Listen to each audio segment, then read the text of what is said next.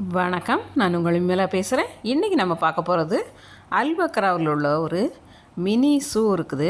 அதை பற்றி தான் பார்க்க போகிறோம். இது கொஞ்சம் இன்டீரியரில் இருக்குது.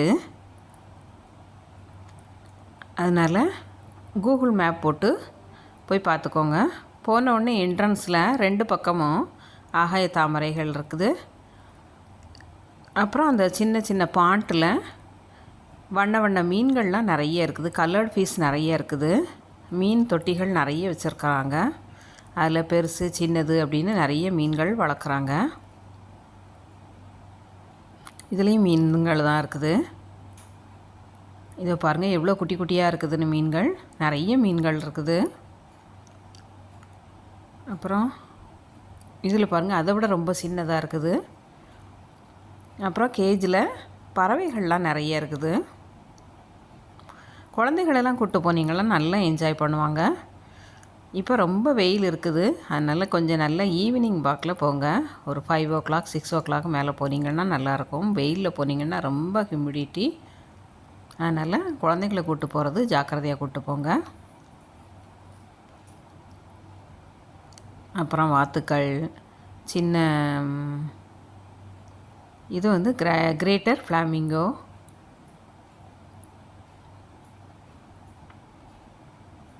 இதுவுமே அங்கே நிறைய இருக்குது. அப்புறம் குழந்தைகள் விளையாடுறதுக்கான ஒரு ப்ளே ஏரியா வேறு இருக்குது. ஈமு கோழி நிறைய இருக்குது.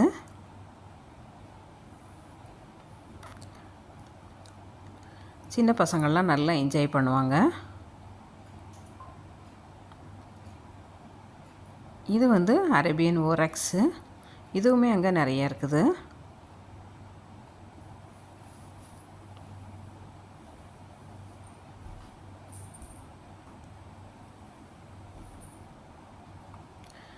சும்மா அந்த கேஜில் அது சும்மா உலாத்திக்கிட்டு தான் இருக்குது. நம்ம பார்த்துக்கலாம்.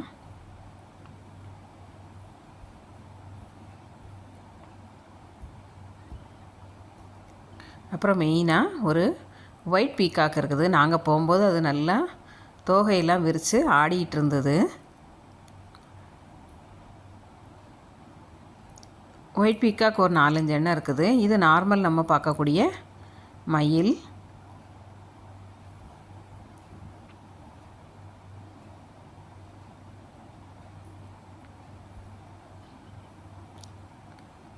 இதுவுமே பறந்து அங்கங்கே போய் நிற்கிறதுக்கு நிறைய மரங்கள் மாதிரியே கிளைகள்லாம் நிறைய வச்சுருக்குறாங்க.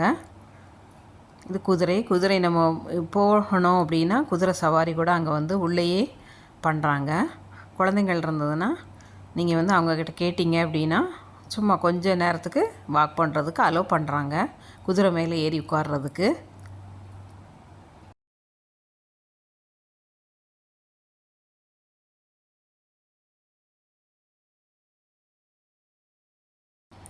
நீங்களும் போய் பார்த்துட்டு எப்படி இருக்குன்னு சொல்லுங்கள். தேங்க்ஸ் ஃபார் வாட்சிங்.